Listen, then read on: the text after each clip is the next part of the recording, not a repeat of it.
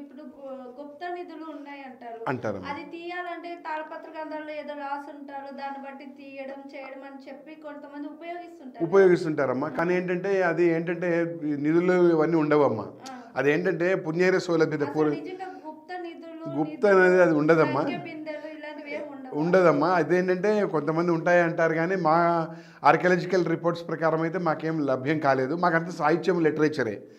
ఆధ్యాత్మిక పరంగా, దైవపరంగా మంత్రోపదేశమైనటువంటి ఒక వీటున్నాయి. అమ్మవారి యొక్క స్తోత్ర కదంబాలు, మళ్ళీ దండకాలు, రగడలు ఇవి దొరికాయి తప్ప ఆ అతుచ మంత్రాలకు సంబంధించిన ఎప్పుడు దొరకలేదు. అయితే నిధులు ఉంటాయని అంటారు కానీ మేము వాటి జోలికి వెళ్ళాము.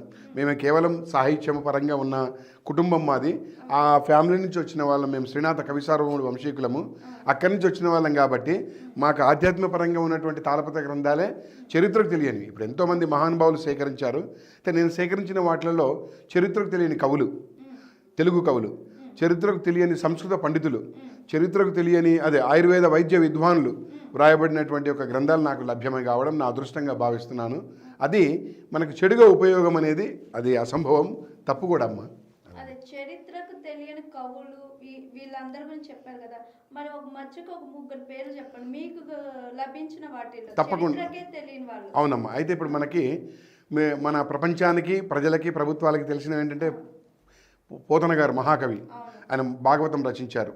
ఇది మనకి 15-16వ శతాబ్దంలో అని చెప్పబడింది ఆ యొక్క డైనాసిటీ, ఆ యొక్క అప్పుడు. అయితే మనకి అంతకంటే ముందే మనకి షడాక్షరుడు కూడా భాగవతాన్ని రచించారు.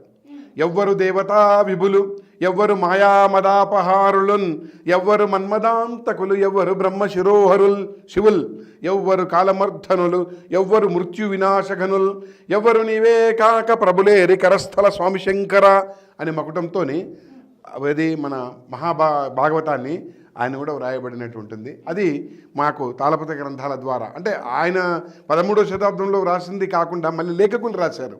ఇప్పుడు పూర్వకాలంలో ఎవరైతే గొప్ప కవులు రాస్తారో అవి కొంతకాలమే ఉంటుంది. తాళపత్ర గ్రంథం ఒక 300 సంవత్సరాలు, 282 సంవత్సరాలు ఉంటుంది. తర్వాత మళ్ళీ లేఖకులు రాస్తారు. అది లభ్యం కావడం, పోతన గారి కంటే ముందు కవి లభ్యం కావడం మా అదృష్టం. అంతేకాకుండా మనకి శరభాంకుల వారు, మనకు 2వ ప్రతాపరుద్రుడు, కాకతీయ డైనాసిటీ చాలా గొప్పది. ఆ కాకతీయ డైనాసిటీ వాళ్ళ వంశంలో 2వ ప్రతాపరుద్రుడు ఇది రుద్రమాదేవి యొక్క మనవడు, ముమ్ముడమ్మ గారి కుమారుడు అంటారు. ఆయన రాజ్యం పరిపాలించినప్పుడు చాలామంది కవులు ఉన్నారు. కవులలో మనకు శరభాంకుల వారు అని ఉన్నారు. అది ఇప్పుడు 60 పద్యాలని మన శాస్త్రుల వాళ్ళు చేసుకొచ్చారు. మన మిగతా ఏమో కొన్ని 80 పద్యాలేమో ఆరుద్ర గారు చేశారు. పూర్తి శతకాన్ని సదాశివపేటలో బావిదోతుంటే దొరికాయి తాళపత్ర గ్రంథాలు. శరభాంక లింగ శతకం అని తెలంగాణలో దొరికాయి. అట్లా ఆ తెలంగాణ కవి ఆయన కూడా. అట్లా శరభాంకుల వారు వ్రాసినటువంటి కూడా ఉంది. ఎందుకంటే ఆయన రాసిన దాంట్లో మనకి ఎవ్వరు దేవతా విభులు అన్న దానికి మచ్చుకుగా ఆయన వ్రాసిన దాంట్లో కూడా మనకి చాలా గొప్పగా ఉన్నాయి. దాంట్లో మనకి ఈ యొక్క దాని మీద చెప్పబడిన ఉన్నాయి. అది శరభాంకుల వారి యొక్క కవి కూడా వెలుగులోకి తీయడం జరిగింది. అంతేకాకుండా మనకి మడుపతి నాగయ్య, ఆయన 15వ శతాబ్ది, 15-16వ శతాబ్ది. ఇప్పుడు ఆయన వ్రాసినటువంటి తాళపత్ర గ్రంథాలు కూడా ముద్రణకు సిద్ధంగా పరిష్కరించి పెట్టాను. ఎందుకంటే అప్పుడు గ్రాంధిక భాష ఉంది తెలుగులో. తెలుగు ఏంటంటే 4 రకాలుగా ఉన్నాయి. ఇప్పుడు ఆంధ్ర, తెలంగాణ, రాయలసీమ ఎట్లయితే మన తెలుగు గొప్పది, తెలుగులో అట్లా ప్రాచీన కాలంలో కూడా మనకి ఈ యొక్క భాషలో మార్పు వచ్చింది గ్రాంధిక భాష నుంచి. అట్లా తెలుగు భాషలో చక్కగా అర్థమయ్యేటట్టు అది ఇప్పుడు ద్విపద కావ్యం ఈ 3 కవులు రాసినటువంటి పరిష్కరించి పెట్టానమ్మా. అదే చరిత్రకు తెలియదమ్మా. అయితే శరభాంకుల వారు మాత్రం మన వావిల రామశాస్త్రులు అండ్ సన్స్ వాళ్ళు ఒక 60 పద్యాలు చేశారు. మిగతా 80 పద్యాలు, 20 పద్యాలు సమగ్ర ఆంధ్ర సాహిత్యాన్ని రచించిన అది ఆరుద్ర గారు చేశారు. తర్వాత మళ్ళీ పూర్తి శతకం 108 నుంచి 112 వరకు పూర్తి శతకం దొరకడం, అది నా ద్వారా వెలుగులోకి తేవడం నా యొక్క అదృష్టంగా భావిస్తూ నాకు దాని ద్వారా ఎన్నో అవార్డులు, బిరుదులు, సన్మానాలు కూడా వచ్చాయి.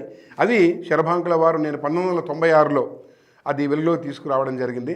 దానికి నారాయణ రెడ్డి గారు, గురువుగారు శ్రీ నారాయణ రెడ్డి, అంటే నేను ఏకలవ్య శిష్యుని, నారాయణ రెడ్డి గారి చేతుల మీద ఆ యొక్క గ్రంథాన్ని వెలుగులోకి తీసుకురావడం జరిగింది. అది ప్రపంచ చరిత్రలో చాలా గొప్ప శతకం. అయితే కాకుండా ఆయన దక్షయజ్ఞ వర్ణన కూడా రచించాడు సంస్కృతంలో. ఇప్పుడు అది కూడా నేను ముద్రణకు సిద్ధంగా ఉంచాను. ఎందుకంటే ఇక ముద్రణ కావాలంటే మన యూనివర్సిటీసు, ప్రభుత్వాలు, ప్రజలు, అకాడమీలు ఇవన్నీ వాళ్ళు ఉపయోగించుకోవాలి. అవన్నీ వెలుగులో ముద్రణ చేయాలి. అది నా సొత్తు కాదు, మన ప్రపంచ సొత్తు. అట్లా నేను ఈ చరిత్రకు తెలియని కావ్యాల మీద నేను వెలుగులోకి తీసుకొస్తున్నానమ్మా.